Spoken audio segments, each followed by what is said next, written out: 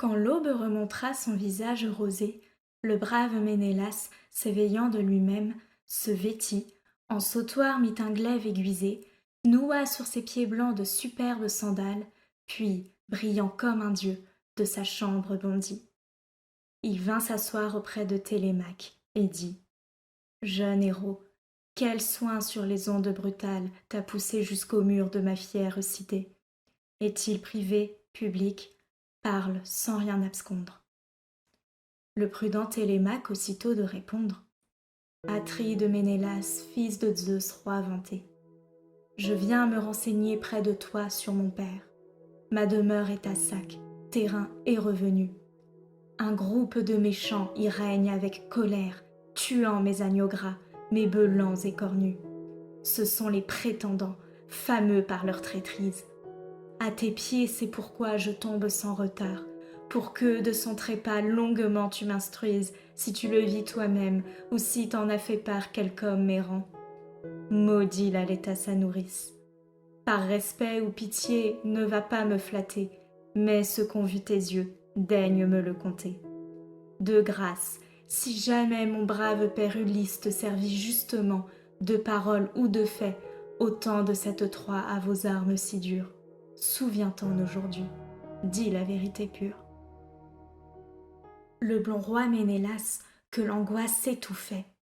Bon Dieu, il briguerait la couche nuptiale d'un être si vaillant, ces lâches insensés.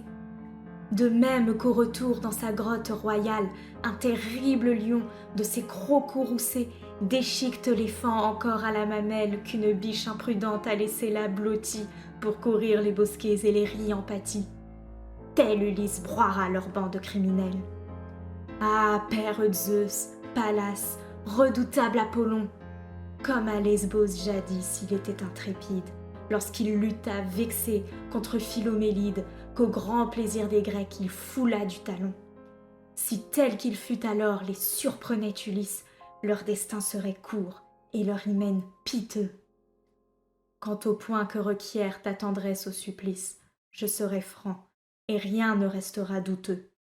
Ce que m'a dit des mers le vieillard véridique, je te le redirai, sans y changer un trait. En Égypte, les dieux m'arrêtaient nostalgiques pour n'avoir pas offert d'hécatombe au complet. Les dieux veulent de nous déférence absolue. Or, sur l'onduleuse, aux bouches d'Égyptos, certaine île s'élève. On l'appelle Pharos. Elle est à la distance en un jour parcourue par les navires creux que pousse un vent paupier. Il s'y trouve un bon port d'où, prise l'eau potable, le nocher met à flot son vaisseau régulier. 20 jours, les immortels, là, détinrent mon câble.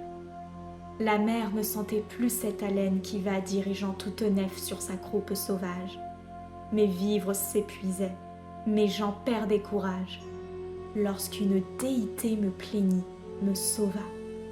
C'était Idothea, fille du grand Protée, vieillard des mers. Mon sort la tenait aux aguets. Aussi vint-elle à moi comme seule je vaguais. Les miens erraient dans l'île et cherchaient leur pâté au bout de l'hameçon. Ils se mouraient de faim. La dive, m'abordant, m'adressa la parole. Étranger, es-tu donc si stupide ou si vain ou geins-tu volontiers? Trouves-tu gai ton rôle, puisqu'en ces lieux captifs, tu ne peux en sortir et laisses de chagrin fondre ton équipage? Elle se tut, et moi vite de repartir. Déesse, écoute-moi, quel que soit ton lignage. Je ne séjourne pas dans cette île par goût. Au roi du vaste ciel, j'aurais manqué sans doute. Eh bien, apprends-moi donc, car les dieux savent tout, quel d'entre eux me retient, me ferme ainsi la route, empêche mon retour sur les flots poissonneux. La belle déité sur le champ me réplique: Étranger, je serai franche dans mes aveux. Ici règne des mers le vieillard véridique, Protée, un dieu d'Égypte, à qui le plus profond du gouffre est familier et qui sert sous Neptune. De lui devoir le jour j'ai, dit-on, la fortune. Si tu peux l'empiéger et le saisir d'un bond, il te dira la route et tous les intervalles pour revenir chez toi sur les flots poissonneux. De même, il t'apprendra, fils de Zeus, si tu veux, le bien, le mal entrer sous tes portes royales pendant ta longue absence et ta vie au hasard. Aussitôt je revins à la charge. Explique-moi l'embûche à tendre au saint vieillard, de peur que, devin lest, il ne gagne le large. Un mortel rarement peut triompher d'un dieu. La belle déité sur le champ me riposte. Étranger, je serai franche dans mon aveu. Quand au brûlant zénith le soleil court la poste, le véridique ancien sort du flot bouillonné, sous l'aile du zéphyr qui brunit sa surface. Il vient se reposer dans une grotte basse, et les phoques issus de l'ample alosiné dorment autour de lui, quittant l'onde écumante, exhalant l'âcre odeur des repaires marins. Je te conduirai là dès l'aurore naissante, et vous placerai tous. Toi, choisis 3 compagnes, les plus braves parmi tes nefs aux bonnes coques. Je vais te dévoiler les ruses du vieillard. D'abord, il comptera, révisera ses phoques, puis, son compte achevé du plus perçant regard, il s'étendra près d'eux, comme au bercail un pâtre. Dès que vous le verrez tout à fait endormi, armez-vous de courage et d'un bras affermi, tenez-le, quoi qu'il fasse, à fuir opiniâtre. Car, afin d'échapper, de suite il deviendra toute espèce de bête, eau vive, ardente flamme. Vous, maintenez-le bien, serrez-le jusqu'à l'âme.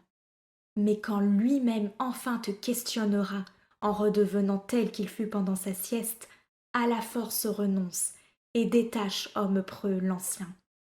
Demande-lui le Dieu qui te moleste et comment retourner sur les flots poissonneux.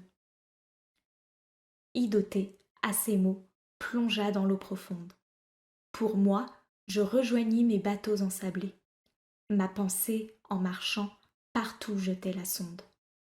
Aussitôt mon retour au parage salé, le souper fut servi, puis vint la nuit divine, et chacun se coucha sur le rivage amer. Lorsque reparut l'aube à la face rosine, je me rendis au bord de l'imposante mer, en suppliant beaucoup les dieux. 3 camarades me suivaient, dont l'élan m'avait paru certain.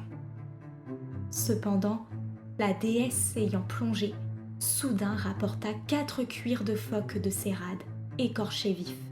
C'était pour son père un appeau. Elle creusa des lits au sable maritime, puis s'assit, attendant. Bientôt nous la joignîmes. Sa main nous fit coucher chacun sous une peau.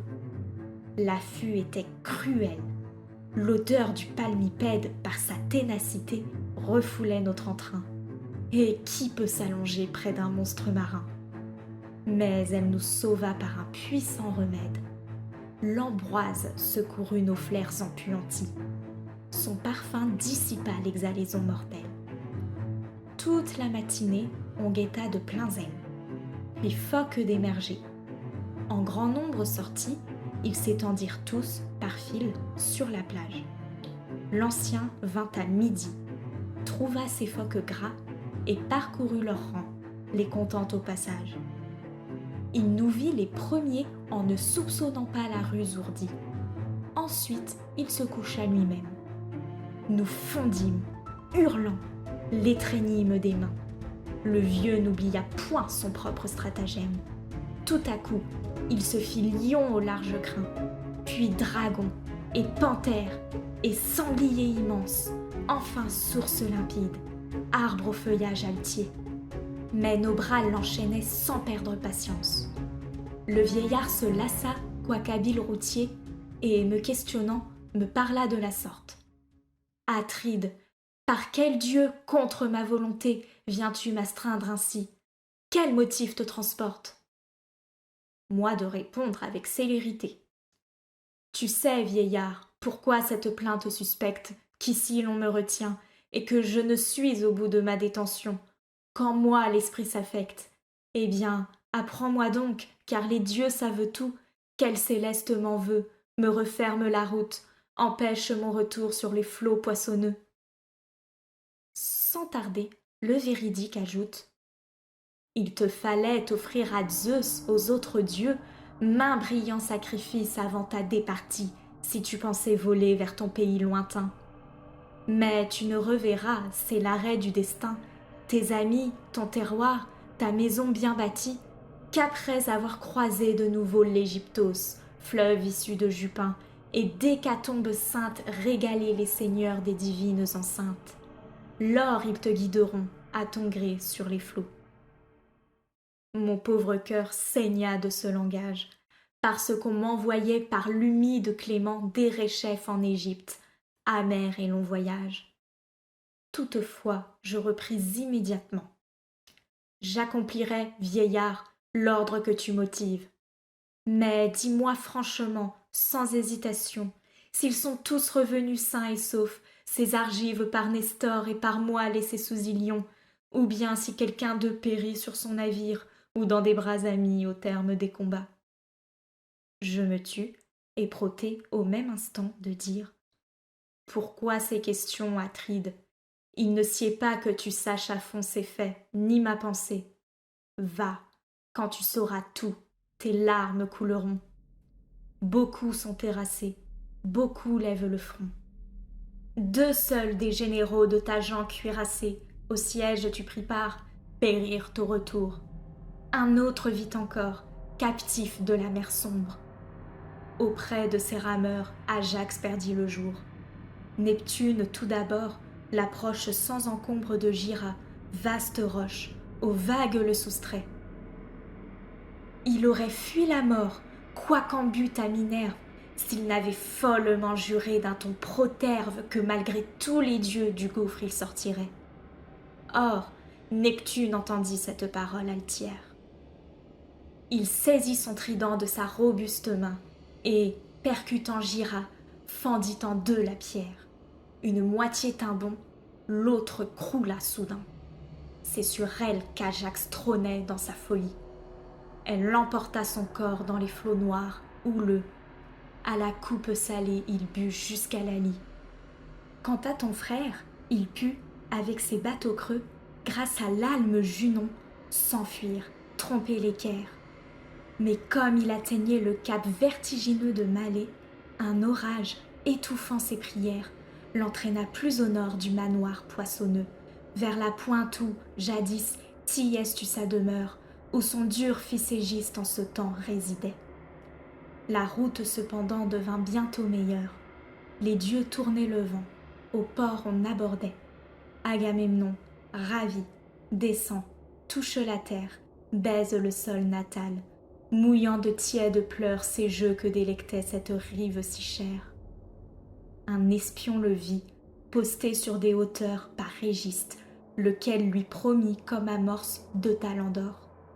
L'Argus veillait depuis 1 an, de peur que le grand chef n'entrât vite ou de force. Il courut annoncer la nouvelle au tyran. Égiste ourdit alors une trame perfide. Du coup, il embusqua 20 guerriers de renom et commanda l'apprêt d'une table splendide. Lui-même convia l'auguste Agamemnon du haut d'un char superbe, en méditant un crime. Il ramena ce preux Candide et le frappa à la fin du banquet, tel un bœuf qu'on victime. Aucun des compagnons d'Atride n'échappa, aucun de ceux d'Égiste. Au palais, tous moururent. Mon chagrin éclata sans pareil, et je pleurais, couché près des flots qui murmurent. Je ne voulais plus vivre et revoir le soleil. Lorsque j'eus bien pleuré, me roulant sur le sable, le véridique ancien en ces termes reprit. Mets fin, ô fils d'Atrée, à ce deuil lamentable, puisqu'il n'est pas de baume au malheur qui t'aigrit. Efforce-toi plutôt d'atteindre aux plages grecques. Égiste vit peut-être, ou bien, te prévenant, au reste la tuer, tu verras les obsèques. Il se tut, et mon cœur, mon âme incontinent s'égayèrent un peu, malgré ma peine extrême, et ma bouche au vieillard tint ce langage ailé. Voilà pour ces 2 chefs, nomme-moi le 3e, qui respire captif en un roc isolé ou qui n'est plus. Je veux dans mon deuil le connaître. Le devin me repart sans délai. C'est le fils de Laërte en Ithaque le maître. Je l'ai vu fondre en pleurs dans l'île et le palais où la nymphe Calypse étroitement l'enserre. Il ne peut retourner dans ses champs paternels, car il n'a ni vaisseau, ni rameur personnel qui l'aident à franchir la liquide barrière. Pour toi, le sort ne veut, ô divin Ménélas, que dans l'hippique Argos s'achève la tourmente. Non, non, les immortels t'enverront tout là-bas, aux champs élyséens où siège Rhadamante, où les bons constamment coulent d'aimables jours, sans neige, sans hiver, sans pluie embarrassante, seulement rafraîchis par la brise incessante que l'océan dépêche à leur riant séjour. C'est que, d'Hélène époux, Zeus te compte pour gendre. Il dit, et se plongea dans les flots agités. Au nef avec ma suite, alors moi de me rendre. Ma pensée en marchant flottait de tous côtés. Aussitôt mon retour au bord de la marine, l'on servit le souper, puis quand revint la nuit, la grève offrit encore un couchage gratuit. Lorsque reparut l'aube à la face rosine, nous lançâmes d'entrain nos vaisseaux, toujours francs. On les pourvut de mâts, de voiles frémissantes, l'équipage monta, s'assit aux divers bancs, et la rame battit les vagues blanchissantes. Rentré dans l'Égyptos, au céleste limon jetant l'ancre, j'offris mainte hécatombe pure. Les grands dieux apaisés, pour sa gloire future, j'élevai le tombeau du triste Agamemnon. Cela fait, je revins. Des brises fortunées me rendirent bientôt à mes foyers chéris. Mais toi, songe à rester sous ces riches lambris jusqu'à l'écoulement d'11 ou 12 journées. Lors, je t'expédierai muni de beaux présents. Et d'abord 3 chevaux, ensuite un char d'ivoire, de plus une ample coupe, afin qu'en allant boire aux immortels, mes traites soient toujours présents. Le prudent Télémaque, à cette offre si tendre, ne me retiens donc pas, Atride, plus longtemps. Certes, je passerais une année à t'entendre sans regretter en rien ma maison, mes parents, tant j'éprouve de charme à tes récits de gestes. Mais quoi, mes compagnons geignent sur mon vaisseau, dans la dive Pylos, et tu veux que je reste? Pour tes présents, merci, je n'attends qu'un joyau. Tes coursiers n'iront point à ma côte natale. Je te laisse en jouir. Ton royaume est doté de lotus, de souchets, de graines fromentales, d'épeautres, d'orge blanche en folle quantité. Ithaque ne contient ni plaine ni fourrage. Caprine, elle, vaut mieux pourtant qu'un sol à foin. Aucune île en plein flot n'abonde en pâturage, n'est propice au cheval. La mienne encore moins. Ménélas, au cri de guerre habile, prit sa main en riant et lui darda ces mots. Noble est ton sang, mon fils, j'en juge à tes propos. Eh bien, je changerai mes cadeaux, c'est facile. Tu recevras de moi le plus beau des trésors que recèle en ses murs mon palais grandiose. Un cratère artistique. Il est tout d'argirose et l'or pur, savamment, en couronne les bords. C'est l'œuvre d'Héphaïstos. Je le tins de Phédime, roi des Sidoniens, quand m'accueillit son toit à mon retour en Grèce. Il te revient de droit. Telle se prolongeait leur causerie intime. Les commensaux du prince affluèrent bientôt, amenant des brebis, apportant leur vinage. Leurs femmes au front ceint passaient le pain d'usage. Ainsi, tous au repas fournissaient leur écho. Cependant, les rivaux, devant le seuil d'Ulysse, s'amusaient à lancer le disque et les épieux sur le brillant pavé, leur insolente lice. Le fier Antinoüs, Eurymaque aux beaux yeux, siégeait à part, primant au nom de leur vaillance. Noémon, fils de Frone, à l'imprévu les joint. Au premier de ses chefs, il dit avec aisance « Antine, savons-nous ou ne savons-nous point quand du sol pilien reviendra Télémaque? Je lui prêtai ma nef et suis sans bâtiment pour passer en Élide, où j'ai 12 juments et des mulets nerveux qu'en vain la verge claque.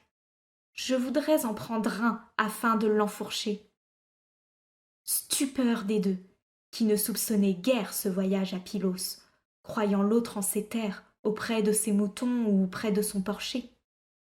Soudain, à Noémon, Antine, fils de Pythe, « Parle-moi franchement, quand donc est-il parti? Quel compagnon prit-il? Des jeunes gens d'élite ou des gars soudoyés? J'admets chaque parti, mais déclare de plus, car cela m'intéresse s'il t'enleva d'effort ton bateau goudronné, ou si tu le livras sur sa demande expresse. » Noémon Frognien répond, déterminé, « De moi-même, et qui n'eût aimé satisfaire le désir d'un tel homme accablé de soucis? Au sien, je n'aurais pu décemment me soustraire. Les plus accommodés des éphèbes d'ici le suivaient, et j'ai vu monter, comme pilote, Mentor, ou quelque dieu pareil à ce héros.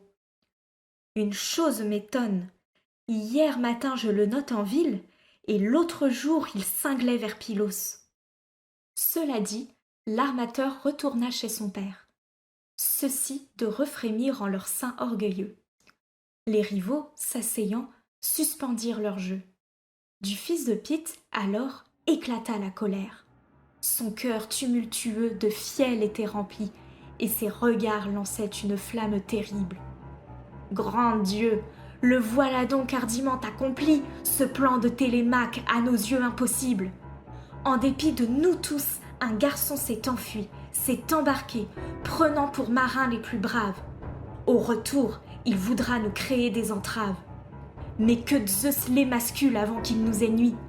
Allons, choisissez-moi 20 rameurs, un Sélos, afin que je le guette et le tienne enfermé dans le détroit d'Ithaque et de l'âpre Samé. Son trajet filial rendra sa fin précoce. » Tous d'applaudir et de l'encourager. Puis, chacun se levant, entre au palais d'Ulysse. Or, bientôt, Pénélope apprit tout le danger qu'à son fils apprêtait tant d'occulte malice. Elle en reçut l'avis du Céris Médon, qui, placé hors la cour, surprit l'accord interne. Pour instruire la reine, il s'élance au salon. Mais la reine éclatant dès qu'elle le discerne. « Céris, dans quel but te mandent les galants? Est-ce pour ordonner aux femmes de service de quitter leurs travaux, de courir à l'office? Ah, cessant désormais vos pourchats insolents, puissiez-vous faire ici votre ultime bombance, vous qui, toujours ligués, dévorez les grands biens écus à Télémaque. Au temps de votre enfance, vous n'avez donc jamais ouï dire aux anciens quel homme fut Ulysse à l'égard de vos pères? Ni de fait, ni de bouche il ne les désola. C'est le propre pourtant des hautains sceptrifères de chérir celui-ci, d'aborer celui-là. Lui, son autorité n'incommoda personne, mais votre âme se montre en ces lâches tracas, et des bienfaits passés vous ne faites plus cas. Médon, qu'au bon discours la prudence façonne. Reine, si c'était là le plus grave malheur, mais de tes prétendants l'infamie en prépare un autre, plus affreux. Zeus soit notre sauveur. Ils veulent que ton fils, sous leur glaive barbare, succombe à son retour. Car d'Ulysse il s'enquiert dans la sainte Pylos et Sparte la divine. » Pénélope chancelle, et son esprit se perd. Elle reste accablée. À flots sur sa poitrine tombent des pleurs brûlants. Sa douce voix s'éteint. Enfin, elle reprend, après un long silence. « Héros, pourquoi sa fuite? Et comment n'a-t-il craint d'escalader ces nefs qui sur la mer immense sont les coursiers de l'homme et l'entraînent au loin? Est-ce pour que de lui tout meure, le nom même? » Incontinent Médon, dans sa prudence extrême. Peut-être quelque dieu lui souffla ce besoin, ou bien agit-il seul en naviguant vers Pyle pour retrouver son père ou savoir s'il mourut. D'Ulysse alors, Médon quitta le péristyle. Au comble du chagrin, Pénélope ne put, sur un siège quelconque, attendre davantage. Mais elle s'accroupit au seuil de son boudoir et gémit longuement. Ses serves de tout âge, avec elle, aussitôt, vinrent se condouloir. Entre 1000 soupirs les harangua la reine. « Chère, le ciel me voue à plus d'affliction que jamais n'en subit femme contemporaine. Je perdis un époux brave comme un lion, plus qu'aucun Danaïn distingué, méritoire, dans les lades et l'argos chantés de toutes parts. La tempête aujourd'hui me dérobe sans gloire un tendre fils, et rien ne m'a pris son départ. Et quoi, nul de vous n'a songé, malheureuse, à m'arracher du lit, lorsque toutes, pourtant, vous saviez qu'il allait sur ces machines creuses. Si je l'avais connu, ce projet révoltant, certes il serait resté, malgré son ardeur folle, ou morte il m'eût laissé en s'échappant ainsi. Mais qu'on aille quérir le vieil esclave dol que me donna mon père à ma venue ici, et qui soigne les plants du verger. Je désire qu'à Laërte il recourt, et le renseigne en plein. Il se peut que l'aïeul du prompt danger s'inspire, et vienne accuser ceux qui prétendent soudain frapper son descendant, celui du noble Ulysse. Sa nourrice adorée, Eurycléa, lui dit « Ma fille, qu'à l'instant, sous l'acier je périsse, ou daigne me garder et donne-moi crédit. Je savais tout. C'est moi qui, par son ordre même, fournis farine et vin, sous le serment formel de ne rien t'avouer avant l'aube 12e, à moins de tendre enquête ou d'éclat maternel, de peur que le chagrin n'usât ton corps splendide. Or, baignée à grande eau, ceinte de blanc tissu, avec nous te rendant à l'étage au-dessus, prie Athénée, l'enfant de Zeus qui tient l'égide. Cette déesse peut le soustraire au trépas. N'afflige point l'ancien, trop affligé. Je doute que les tranquilles dieux suppriment ici-bas les rejetons d'Arcèse. Il faut qu'un d'eux s'ajoute au roi de ce beau sol et de ces nobles murs. Pénélope sourit, renaît à ce langage. Au bain, elle se rend, se revêt d'habits purs, monte avec son cortège aux chambres de l'étage, met l'orge en une ciste et supplie Athénée. Écoute-moi, déesse olympienne indomptable. Si jamais dans ces lieux Ulysse prosterné t'immola des brebis, des bœufs de son étable, souviens-t'en aujourd'hui, sauve mon fils peineux, et de mes poursuiveurs confonds l'odieux nombre. Elle dit, ulula, Minerve ouït ses vœux. Cependant, les intrus troublaient le palais sombre. L'un de ces jeunes fous ainsi de discourir. La reine de nos cœurs, assurément, apprête notre hymen, sans savoir que son fils va périr. Mais ils ignoraient tous l'invocation faite. Soudain, Antinous, au bavard prétendant, « Insensés, gardez-vous de propos téméraires, de crainte de les voir rapportés au-dedans. Allons, vite, partons, et, muets solidaires dans l'ombre, accomplissons le projet arrêté. » Il court choisir 20 hommes de courage. Ceux-ci gagnent sa nef dormant près du rivage. Il la lance d'abord sur le flot tourmenté, puis dispose les mâts, le jeu des fines voiles, emboîte dans le cuir les puissants avirons et donne comme il sied l'essor aux blanches toiles. Leurs gens les ont munis d'armes et de plastrons. Tous s'embarquent alors et vont mouiller au large, là de souper ensemble et d'attendre la nuit. L'auguste Pénélope, en haut dans son réduit, restait à jeun, sans mets ni boisson qui la charge, scrutant si, du trépas, son fils réchapperait, ou si les prétendants dompteraient sa bravoure. Tel s'agite un lion qu'un flot d'hommes entoure et qui tremble à l'aspect de leur cercle en arrêt. Telle flottait la reine aux approches du somme. Enfin, son œil se ferme et son corps se détend. Mais la dive aux yeux pères va toujours l'assistant. Voici donc qu'elle créait un féminin fantôme, image d'Iphtimée, fille d'Icarios, la compagne de Mèle, un habitant de fer, et de l'expédier sous le toit du héros, à Pénélope en proie à ses douleurs amères, pour contenir ses pleurs et son deuil infini. Par le cuir du verrou, le fantôme pénètre. Il murmure, en planant sur le front rembruni, « Pénélope, tu dors, brisée en tout ton être ? Les dieux sempiternels condamnent toutefois tes larmes, tes sanglots, car ton fils sur ses grèves doit revenir. Jamais il n'enfreignit leur loi. » Suavement bercée à la porte des rêves, la sage Pénélope aussitôt répondit « Ma sœur, Pourquoi viens-tu? L'on te vit peu constante à hanter ma maison, la tienne est si distante. Tu me dis d'oublier les maux qui, sans répit, tourmentent ma cervelle et me déchirent l'âme. Non! D'abord je perdis un brave et noble époux, l'emportant sur les Grecs en renommée et femme, dans l'Hélas, l'Argolide acclamée parmi tous. Maintenant mon cher fils roule en une galère, lui si jeune et peu fait aux travaux, aux conseils. Je m'afflige pour lui, bien plus que pour son père. Je tremble et crains qu'il n'ait de funestes réveils chez les gens qu'il visite ou sur la mer stérile. Des ennemis nombreux l'entourent de filets et veulent le tuer avant qu'il touche l'île. Le ténébreux fantôme a ses aveux complets. Espère et ne sois pas trop dupe de la crainte. Il a pour guide un Dieu que plus d'un voudrait voir marcher à ses côtés, car grand est son pouvoir. C'est Minerve Pallas. Elle comprend ta plainte et me fait te tenir ce discours spontané. En ces mots répliqua l'innocente princesse. Si tu viens en déesse, écho d'une déesse, allons, entretiens-moi de l'autre infortuné. Dis-moi s'il vit encore et voit l'astre ignivome, ou si, déjà sous terre, il languit chez Pluton. À ce pressant appel, le ténébreux fantôme. Je ne te parlerai de lui sur aucun ton, qu'il soit vivant ou mort, foin des paroles vaines.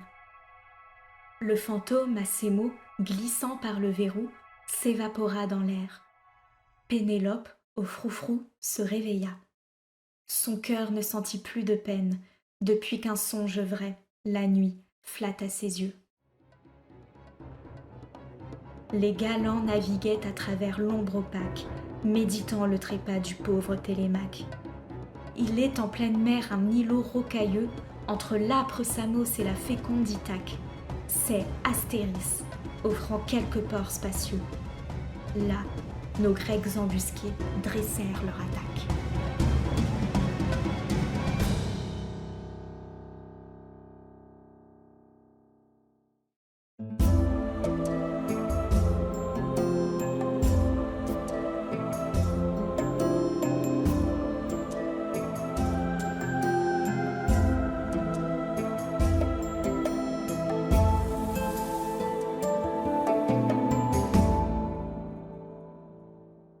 L'Odyssée par Homère. Traduction par Ulysse de Séguier. Lecture par Charlène Torres. Composition et interprétation des musiques par Alexandre Jaunet.